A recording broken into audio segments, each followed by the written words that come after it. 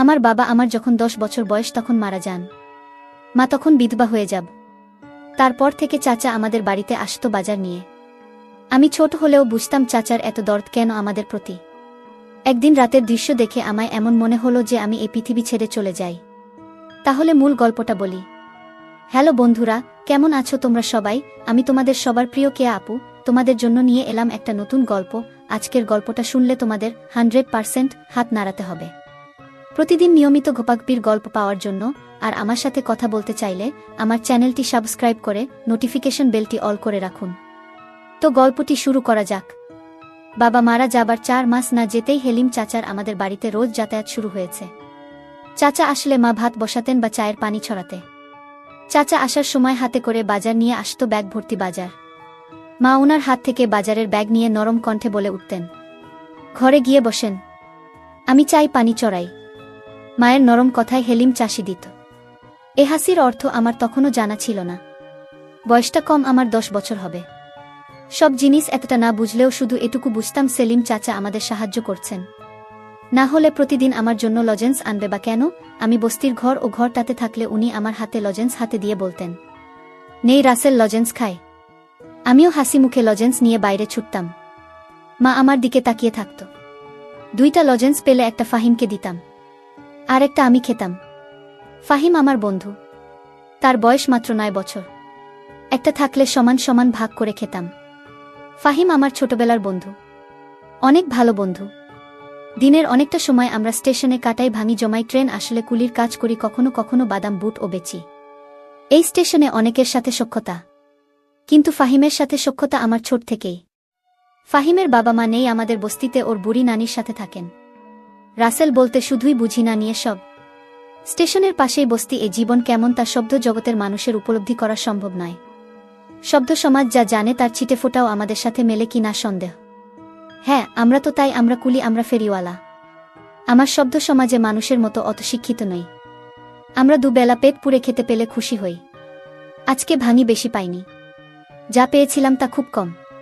মহাজন টাকাও বেশি দেয়নি, 10 টাকা দিয়েছে।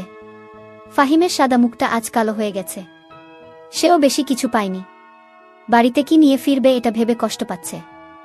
গুলির কাজ করে শান্তি পায় না। আমাদের দিয়ে কেউ কেউ কাজ করে না। আমরা নাকি ছোট। আবার কেউ বড় বড় সুটকেস মাথায় চাপিয়ে 2 টাকা 3 টাকা দিয়ে চলে যায়। এরাই তো শব্দ সমাজে মানুষ। কষ্ট লাগে খুব, ধীর কষ্ট নেই। তুই 10 টাকা নেই। ফাহিম আমার দিকে একবার তাকায় আর একবার টাকার দিকে তাকায়। কি ভাবছিস নেধর চাচি? তো কে বলবে যে আমি হাসি। হেসে বলি, মা আমাকে এখন আর বকে না রে।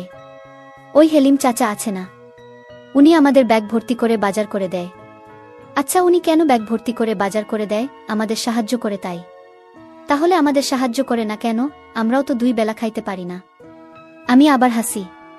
হাসতে হাসতে গড়াগড়ি খায়। তারপর বলি, আচ্ছা হেলিম চাচাকে বল তোরেও যেন সাহায্য করে। কেন? এবার টাকাটা ধর, চল বাড়ি যাই। ফাহিম টাকাটা হাতে নেয়। তারপর দুজনে ট্রেন লাইন ধরে বস্তির দিকে হাঁটা দিই। বস্তিতে ফিরে দেখলাম ঘরের দরজা দেওয়া। ঘরটা তো ছোট, আর একটাই ঘর। মা আমি মেঝেতে বিছানা করে ঘুমান।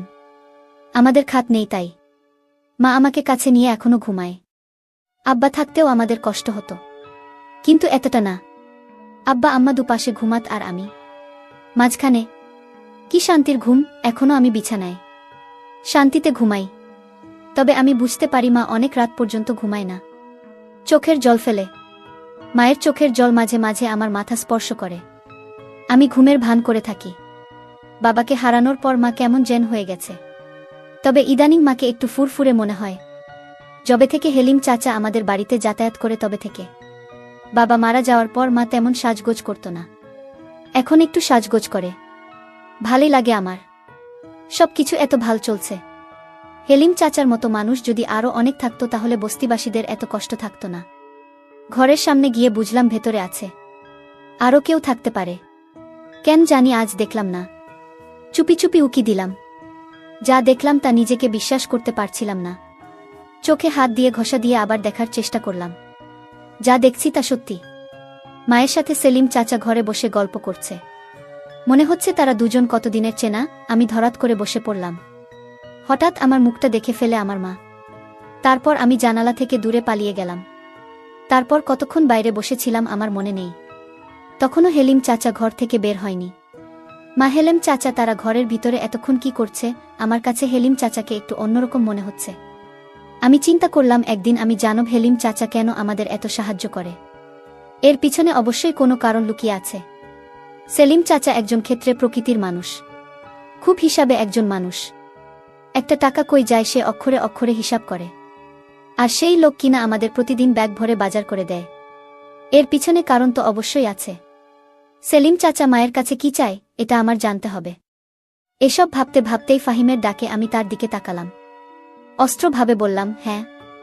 যাবি না কোথায়? ট্রেন আইতাছে। আমি উঠলাম। বললাম, তুই সামনে যা, আমি আছি। আচ্ছা। শাহিন এগিয়ে গেল। আমি আরেকবার ঘরে উকি দিলাম। শুয়ে থেকে দুজন যেন কি পরামর্শ করছে। চুপচাপ আমি ফাহিমকে অনুসরণ করতে লাগলাম। কয়েকটা ব্যাগ ধরতে পারলে ফাহিমের আজকের খাওয়াটা হয়তো হয়ে যাবে। আমার না খেলেও চলবে। যা দেখলাম তাতে পেটের ক্ষুধা মিটে গেছে। নিজের প্রতি প্রচণ্ড রাগ হতে শুরু হলো। কেন উকি দিলাম? না দেওয়াই তো ভালো ছিল। কেন এত তাড়াতাড়ি ফিরলাম ঘুরতে? এত তাড়াতাড়ি না আসাই তো ভালো ছিল। মনে মনে কপাল চাপড়াতে থাকলাম। সুখের পৃথিবীতে মেঘের ঘনঘটা। রাতে ঘুরতে ফিরে দেখলাম গোস্তের সুগন্ধ ছড়াচ্ছে। আজকের ঘটনার পর আমি বুঝতে পারলাম এর সুগন্ধ নয়, দুর্গন্ধ ছড়াচ্ছে। আমার ভীষণ বমি পাচ্ছিল। নিজেকে ঠিক রেখে ঘুরতে ঢুকলাম। হেলিম চা চলে গেছে। সেলিম চাচা যেখানে বসেছিল সেই জায়গাটা দেখে আমার খুব খারাপ লাগছে। মা পিছন থেকে ডাকে, রাসেল, কি রে বাবা, কি হয়েছে তোর? আমি কোনো কথা না বলে চুপ থাকি। মা আবার আমাকে জিজ্ঞেস করে, কথা কস না কেন রাসেল? কি হয়েছে? আমি আবার বললাম, গোস্ত পায় না কই মা। মা হাসে উত্তর দেয়, তোর হেলিম চাচা দিয়ে গেছে। সেলিম চাচা শুধু আমাদের কেন দেয়? বস্তিতে আরও মেলা মানুষ আছে, তা গড়ে দেয় না, খালি আমাগো দেয় কেন না? আমার এই প্রশ্ন শুনে মা হতভম্ব হয়ে যায়। হয়তো মনে মনে ভাবে, এ কোন রাসেলকে দেখছি। কোমা, চুপ থাকিস না। মা বলে, তোর এত কথার উত্তর দেব আর পাব না। যা গায়ে পানি দিয়ে আয়। আমি দাঁড়িয়ে থাকি, নড়াচড়া করি না। বাবা মারা যাবার পর আমরা হয়তো খারাপ অবস্থায় ছিলাম, কিন্তু না খেয়েছিলাম না। মানুষের অবহেলা পেলেও আরেকবার ঠিকই পেটের অর্ধেকটা পূরণ হতো। কি হলো, যা দাঁড়ায় আছিস যে? মায়ের কথায় আমি কলের দিকে হাঁটা দিলাম। খেতে বসলাম। মুখটা ভার হয়ে আছে। সামনে গরুর গোস্ত, ডাল আর ভর্তা। আমি শুধু ডাল আর ভর্তা নিলাম। মা অবাক হয়ে জিজ্ঞেস করল, গোস্ত নিলি না বাপ? আমি স্বাভাবিকভাবে বললাম, না মা। কেন? তো না গরুর গোস্ত মেলা পছন্দের, সেই জন্য তোর হেলিম চাচাকে গোস্ত আনতে বলেছিলাম। নেখা, আমি জিতেছি। না, গোস্ত দেওয়ার জন্য চামচে গোস্ত তুলে আমার পাতের দিকে ধরল। আমি প্লেটটা সরালাম। কি হল বা? নেন নামা, খামু না। আইস ভাল লাগছে না। কি হয়েছে তোর? আইস এমন করছিস কেন? জ্বর আসছে নাকি? দেখি। মা আমার দিকে হাত বাড়ায়। আমি হাত সরিয়ে দিই। মা, তুমি আমায় ধরবে না। মা, হেলেম চাচার আর গোস্ত আনতে খুলল না। আমার ভালো লাগে না গোস্ত। আমার আজকের কথাবার্তা শুনে মা কিছুটা অবাকি হয়েছে। আমি তার দিকে তাকাইনি, শুধু ডাল আর ভর্তা দিয়ে চুপচাপ ভাত খেয়ে শুয়ে পড়লাম। আমি গোস্ত খেলাম না বলে মাও খেল না। আমার পাশে শুয়ে পড়ল। আজকে আমাকে আর মায়ের ঘরে থাকতে দিল না। কইল না করে দিতাম। সারা রাত আমার চোখে ঘুম নেই। শুধু হেলিম চাচা আর মায়ের জন্য বাজার আরও কত কি নিয়ে আসে, আমি এর মানে বুঝতে পারলাম না। আমার বয়স 10 হলে কি হবে? আমি তো কিছু হলেও বুঝি। এমন না যে আমি কিছুই বুঝি না। আমি এসব ভাবতে ভাবতে ঘুমিয়ে গেলাম। সকাল সকাল ঘুম থেকে উঠে স্টেশনের দিকে হাঁটা দিলাম। এখনও স্টেশনে মানুষ এভাবে জাগেনি। ট্রেন আসতে দেরি হবে হয়তো। আমি অস্পষ্ট আলোতে ট্রেন লাইনে বসে পড়লাম। পেটটা ক্ষুধায় চো চো করছে। রাতে ঘুম হয়নি। জেগেছিলাম বেশিরভাগ সময়। শরীরটা ক্লান্ত লাগছে। মনের মধ্যে রাগ যেন ফুঁসে উঠছে। নিজেকে নিয়ন্ত্রণ করতে কষ্ট হচ্ছে। আস্তে আস্তে রোদ উঠছে। দুজন করে লোকের আনাগোনা চলছে। রোদের ঝিলিক গায়ে লাগতেই অসম্ভব ভালো লাগা কাজ করছে। গতকাল ওই ঘটনার পর এই প্রথম ভাল লাগছে। হঠাৎ কাজ যেন স্পষ্ট অনুভব করলাম। পিছনে ফিরে তাকালাম। না। কি রে বাপ, সকাল সকাল এখানে কি করছিস? এ কথা বলে মা আমার পাশে বসে পড়ল। আমি নিজেকে নিয়ন্ত্রণ করার চেষ্টা করছি, যাতে মা কিছু বুঝতে না পারে। কে যেন বলেছিল, মা খারাপ হলেও সে মা। মায়েদের কাছে তাদের সন্তানরা রাজপুত্র। আমি জানি না আমাকে কতটা কষ্ট করে মানুষ করেছেন। হঠাৎ বাবার মৃত্যুতে আমাদের ভীষণভাবে কষ্ট দিয়েছে। মাকে আমি ভালোবাসি, খুব ভালোবাসি। আমি মায়ের দিকে তাকালাম। সকাল সকাল ঘুম ভাঙল, তাই এখানে বসে আছি। তুই এখানে কি করিস মা? মা হেসে বলল। তোকে বিছানায় পাইলাম না। ভাবলাম কই গেল পোলাটা, কই আর জামা। আমার তো যাওনের জায়গা নাই। মা আমাকে জড়িয়ে ধরে হু হু করে কেঁদে উঠল। বলল, এমন কথা কইস বাবা? তুই যে আমার বাপ। আমার বাপ মরার পর তুই আমার সব, আমার দুনিয়া। মা তুই বাড়িতে যা, ট্রেন আইতাছে, দেখি কেউ কান দেয় কিনা। মা আমাকে ছেড়ে দিয়ে বলল, তাড়াতাড়ি বাড়ি আয় বাবা, চাল ভেজে চাকরি। আচ্ছা মা। মা চলে গেল। আমার মনটাও নরম হয়ে গেল। মা তো মাই হয়, মায়ের কাছে দুনিয়ার সব কিছু মিথ্যা। না, এমনই একজন যার মুখের দিকে তাকালে সব কষ্ট যন্ত্রণা ভোলা যায়। ট্রেন আসলো। আমি দৌড়ে গেলাম। যাত্রী আছে কিছু, কয়েকজন ভদ্রলোক নামছে। আমি এগিয়ে গেলাম। স্যার, সুটকেস ব্যাগ ধরতে হইব। কালো কোট প্যান্ট পরা লোকটা বলে উঠল। পারবি তুই? অনেক ওজন কিন্তু। আমি হেসে বললাম, পারব স্যার, এটাই তো আমার কাম। আমার কথা শুনে সুটকেসটা মাথায় তুলে দিল। আরেক হাতে আর একটা ব্যাগ। আমি ওনাদের সাথে সাথে যাচ্ছি। স্টেশন থেকে বেরিয়ে দেখলাম একটা গাড়ি, 4 চাকার গাড়ি। খুব সম্ভবত সাহেবদেরকে নিয়ে যাওয়ার জন্য এসেছে। এখানে রাখ। আমি দাঁড়িয়ে পড়লাম। আমার মাথা থেকে সুটকেসটা নামিয়ে নিয়ে বলল, নাম কি তোর? রাসেল। দারুণ তো। কয় টাকা দেওয়া লাগবে? বিসমিল্লাহ হতে আপনি আছেন, যা দেবেন তাই মতো। লোকটা হাসল, হেসে বলল, যাদের তাই জবি স্যার। একটা 5 টাকার কয়েন দিয়ে বলল, চলবে তো? আমি মনে মনে লজ্জা পেলাম। লোকটা হয়তো বুঝতে পারল। আমার হাত থেকে কোনটা নিয়ে টাকার একটা নোট দিয়ে বলল, নে, এটা রাখছে, আমার কাছে তো ভাঙতি নাই। পুরোটাই লাখ। আর কখনো বলবেন না যা দেবেন তাই নেব, না হলে থাকবি, বুঝলি? আমার মাথা নাড়ালাম। লোকটা তার ফ্যামিলিকে নিয়ে গাড়িতে উঠে চলে গেল। আমি 50 টাকা করে নোটার দিকে তাকিয়ে দেখলাম। স্টেশনে আসতেই আরেক সাহেবের ডাক আসলো। আমি দৌড়ে গেলাম। স্যার, কিছু ধরতে হইব। হ্যাঁ, এই সুটকেস 2টা নেই। সুটকেস 2টা আমার মাথায় চাপিয়ে দিল। বেশ ওজন ছিল। আমি লোকটাকে অনুসরণ করতে লাগলাম। উনার সাথে একজন মহিলা, সম্ভবত ওনার স্ত্রী। রাস্তার দিকে আসার পর লোকটা একটা ট্যাক্সি ঠিক করল। ততক্ষণ আমি সুটকেস নিয়ে দাঁড়িয়ে মনে মনে ভাবলাম, কতক্ষণ নামাতে পারলে বাঁচি। সুটকেস 2টা নামিয়ে উনি আমাকে 10 টাকার একটা নোট ধরিয়ে দিয়ে বলল, নে। আমি টাকাটা হাতে নিয়ে বললাম, আর 10 টাকা দেন। স্যার, কম হয়ে যায় তো। আর 10 টাকা মানে? একটা সুটকেস 10 টাকা, 2টা সুটকেস 20 টাকা। 10 টাকা দিয়েছি, এটাই বেশি দিচ্ছি। যা ভাগ। লোকটা কর্কশ কণ্ঠে বলে উঠল। আমি নরম স্বরে বললাম, স্যার, ঢোকানো হয়ে যায়। একথা শুনে আমাকে থাপ্পড় দিয়ে বলল, পাজি ছেলে, মুখে মুখে তর্কও করিস। 10 টাকা দিয়েছি, এটাই বেশি। এ কথা বলেই উনারা ট্যাক্সি করে চলে গেল। আমি মাটিতে পড়েছে থাকলাম। গা ছাড়তে ছাড়তে ভাবলাম, দুজনের মাঝে কত ব্যবধান। একজন কত বিনয়ী আর একজন কত বাজে লোক, অথচ দুজনেই কোটটাই পরা। আল্লাহর এই দুনিয়া কত খেলা যে চলে, তার শেষ নেই। বাড়িতে ফিরে দেখলাম ফাহিম মায়ের পাশে বসে আছে। মা চাল ভাজা। আমি তাদের পাশে বসে পড়লাম। শাহিনকে বললাম, সকাল সকাল তুই। ফাহিমের মুখটা কালো হয়ে গেল। মনমরা হয়ে বলল, দাদির যত বাড়ছে, বিছানা থাকিবার পারে নাই, ক্ষুধা লাগছে। ফাহিমের কথায় মা বলল, দুপুরবেলা এখানে ভাতও খায় ফাহিম, যেটা আমার জন্য নিয়ে যায়। ফাহিম এবার একটু স্বস্তির নিঃশ্বাস ফেল। আচ্ছা চাচি, যা। আর চাল ভাজা খেয়ে ফাহিম সহ স্টেশনের দিকে ছুটলাম। কিছুক্ষণ পর ফাহিম বলে উঠল, তার পিছনে ধুলা কেন? আমি পেছনে ফিরে তাকালাম। দেখলাম সত্যি সত্যি অনেক ধুলো। ঝাড়তে ঝাড়তে বললাম, এক সাহেব এতে ধাক্কা দিয়ে ফেলে দিচ্ছে। ধাক্কা মারছে কেন? 2টা সুটকেস জন্য 10 টাকা দিচ্ছিল, 20 টাকা চাইতে ধাক্কা মারল। ফাহিমুর মনটা খারাপ হয়ে গেল। আমি জানি আমার জন্য অনেক মায়া, অনেক টান, অনেক ভালোবাসে ও আমায়। আমি 50 টাকার নোট বের করে ওর হাতে দিয়ে বললাম, নে ধর। 50 টাকার নোট দেখে অবাক হয়ে আমার দিকে তাকাল। এত সকাল সকাল 50 টাকা কই পাইলে? আমি সহাস্য মুখে বললাম। আরেক সাহেব এতে খুশি হয়েছে।